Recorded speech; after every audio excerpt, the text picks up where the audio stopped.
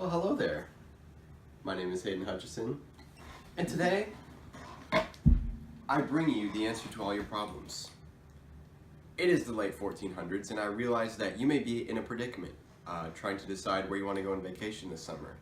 Look no further, my friend. I have the answer right here for you. You may be wondering, should I go to the beach, the mountains, Hollywood, the rocks with Jared, or on a tour bus in the city?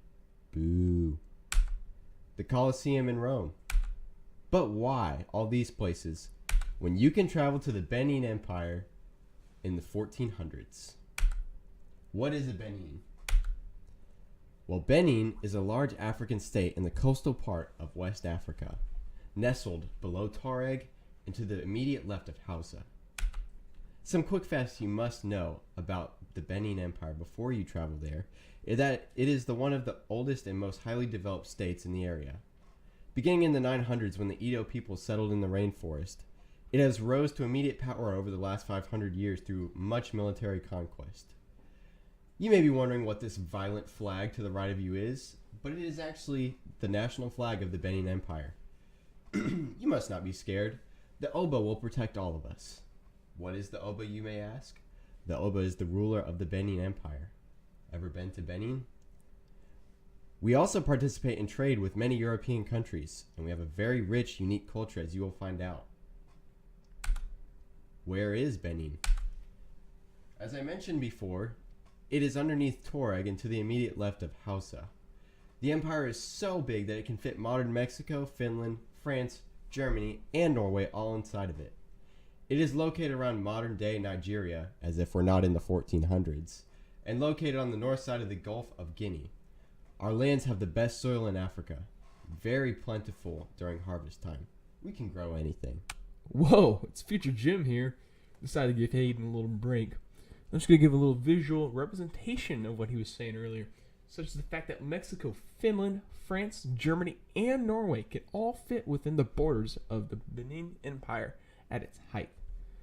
Here is a visual map right here of the Coda Falls all the way down to the Benin city, which is right next to the beach, which for all those single fellows out there is where the ladies like to hang, if you get what I'm saying. Climate is located in the tropics, which means it's very damp and humid. The wettest month is June, which has an average of 14 inches of rain, and the temperature stayed approximately 80 degrees Fahrenheit the entire year. Several large rivers, such as the Niger River, flow all the way through the Benin Empire. The topography includes lowlands, plains, plateaus, as well as highlands, hills, and mountains. Back to you, Hayden. Some landmarks that you may recognize when you go there. We have walls. The Great Walls of Benin are a striking semblance of our city. They are a series of earthworks made of banks and ditches. There are roughly 15 kilometers of city walls and 16,000 kilometers of rural walls outside of the city. The walls around Benin City are approximately 20 meters high, 66 feet. You may be wondering why this poor unfortunate soul can't get through the wall. It is our state-of-the-art defense systems. Walls keep people out, such as this immigrant right here. These rural walls serve as a defense fortification, as I mentioned earlier. They're known as Aya in the Edo language. They have a very vast ditch and dike structure. There's a ditch dug to form a moat, and then excavated earth used to build the wall. It's a very efficient system. However, we've been constructing since the 1900s, so 500 years.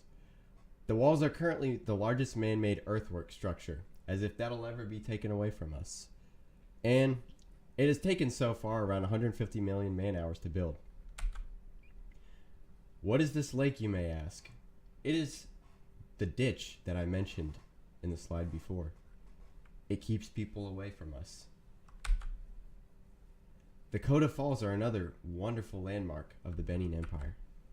It is a beautiful 20-meter tall waterfall, and it is one of the only waterfalls and natural pools in the empire. Some beautiful amenities are hikes surrounding hills. You could go for a dip in the pool, as well as enjoy some beautiful shade in the undergrowth of the trees. The royal palace in the Benin city is not only a landmark, but is the center of our city. In Benin City, we speak a language called Edo, and the city is known as the Egwai. It serves as the palace of the reigning Oba, as well as housing for the king and diplomatic relations. It is large and grand, has many galleries and courts. There are small statuettes called Benin bronze, which I will speak of in a later slide. And the former Obas are buried in the center courtyard, which blends together with our beautiful traditions. Benin bronze. These little statues are thousands of metal plaques and sculptures that have decorated the royal palace of the Benin Empire. Our government is a one-man army. It is ruled by a monarch, the Oba. Our first Oba was Iwika the First. Iwika. Who even knows how to say it? The male descendants become the new ruler. Whoa, future Marshal here. Hayden, let me just stop you one sec and put in some information you may have forgotten. So, to the audience, basically as Hayden said, the Oba is a monarch, so he's an absolute monarch. This means he has supreme power over the entire empire, which means he serves as the supreme political, judicial, economic, and spiritual leader of the empire. Additionally, it's important to understand, because of his great role that encompasses basically everything, the common people have absolutely no role in the political sphere. Now, although he's an absolute monarch, the Oba does utilize an assembly of chiefs and advisors that help represent various districts and advise him, in the name advisor, I guess. So we have the Gahobo Noir, which are town chiefs, and the Eghabo Inogwe, which are palace chiefs.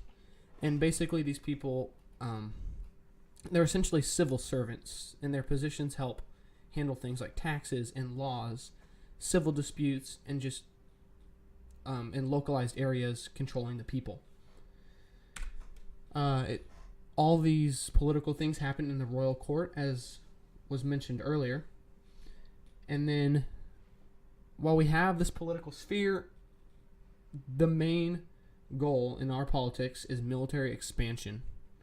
And like I said, common people, they don't participate much in politics, but they really don't know much. So this is about all we know. Moving on to some laws real quick. Here are just a couple laws I can highlight. The use of brass and ivory is restricted only to the Oba and other high officials, like some of the people I mentioned before. So don't go try and wear brass and ivory. Now, we also have sacrifices in our kingdom, part of our religious and social culture, and that only takes place during our once-a-year public ceremony. So don't go around trying to sacrifice people other times of the year. And that ceremony involves people of all classes, and they all participate, and people of all classes are sacrificed themselves.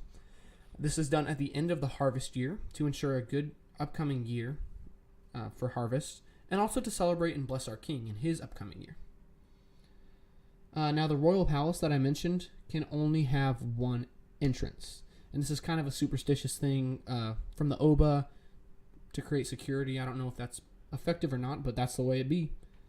And then we have scarification, which all residents inside the Benin Empire, whether they're slaves or Edo citizens or people that we have taken over territories from, they are marked or scarred to differentiate their social status. So that differentiates between social class, but also between the rest of the world. So they are in some way, in some capacity, marked. And that is it with the laws, and let's pass it back to you, Hayden. Take it off. Culture. The cities are symmetrically, proportionally, and mathematically structured. They are split into 11 divisions. They are also interconnected by dozens of doors and passageways, a very tight packing space. But that is not a concern. It is very safe. As I mentioned earlier, it is protected by many walls. It is what's called a fractal design. The city and its surrounding villages are laid out to form perfect fractals. One thing you must know is it is a very clean place. It is designed with wealth, artistic beauty, and magnificence.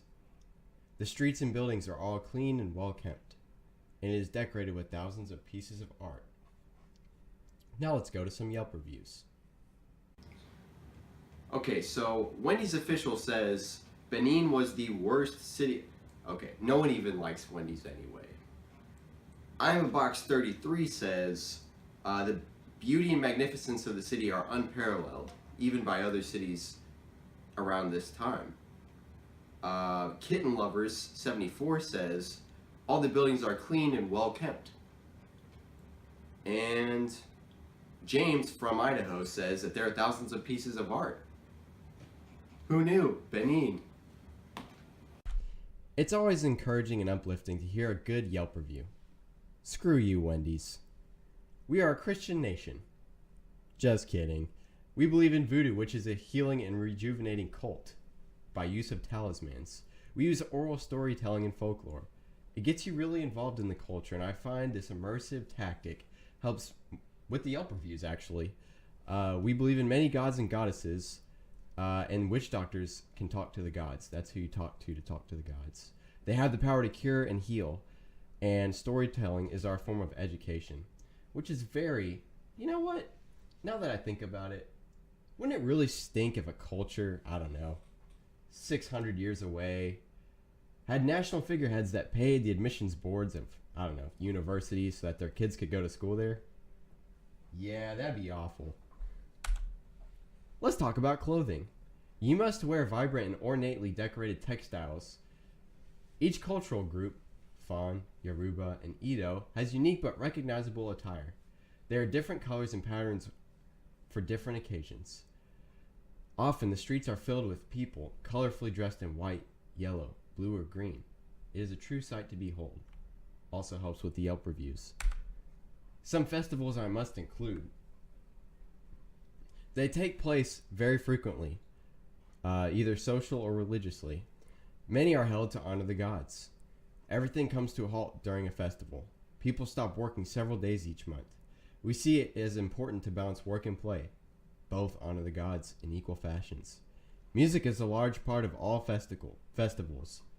The most important part of each festival is drumming.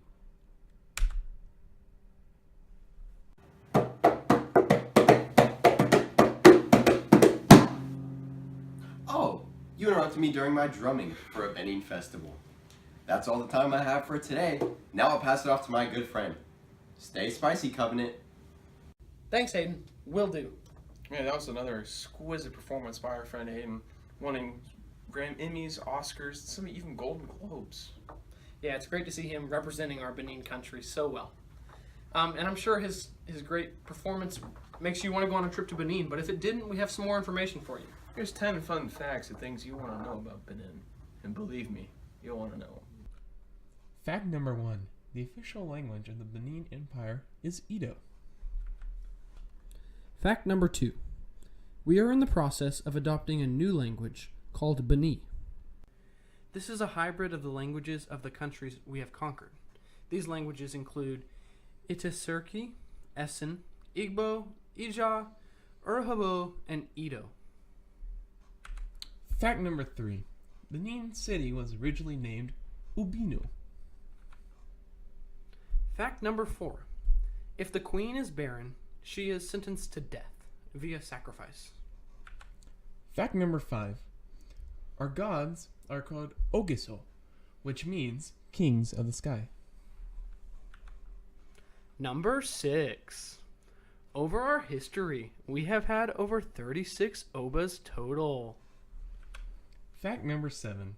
Our current Oba sells Benin citizens to Europeans as slaves. Quite unfortunate. Fact number 8. Benin City was one of the first cities in the world to have a semblance of street lighting. Fact number 9. Benin City is considered to be one of the world's safest cities, unless you're a citizen. But don't worry about that. Fact number 10. Benin City has 30 straight, broad main streets that run at right angles to each other, and there are dozens of narrower side streets that run off of these main ones.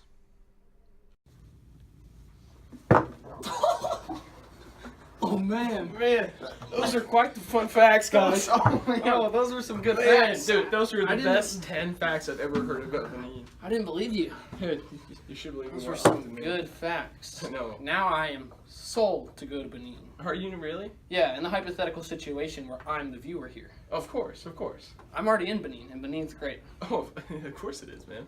So y'all learned a lot about Benin today, and I hope y'all want to come. Yeah, I hope you do too. It's such an amazing place. Better than Disney World, better than Kansas, better than any place you can ever dream of. It really is. I mean, sorry that the fun has to end right now, right? It has to.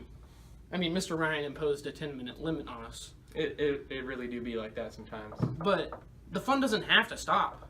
It really doesn't. Just come on down to Benin. Fun never stops. Yeah, like Jim said, it's better than Disney World. Come on, Disney World. Nothing beats Disney World but Benin. Yeah, It's just amazing. I guess we just don't have like the magic of Disney World. I mean, well, we got voodoo stuff, right? Well, We're better than Disney World. We got magic. We got real magic. all right, That's how it works. Well, I hope I'll be seeing y'all there real soon. Yeah, we wish to see you there. It's a great place, and when you do come, you'll be able to answer the ultimate question, and that is, Have you ever been to in Benin?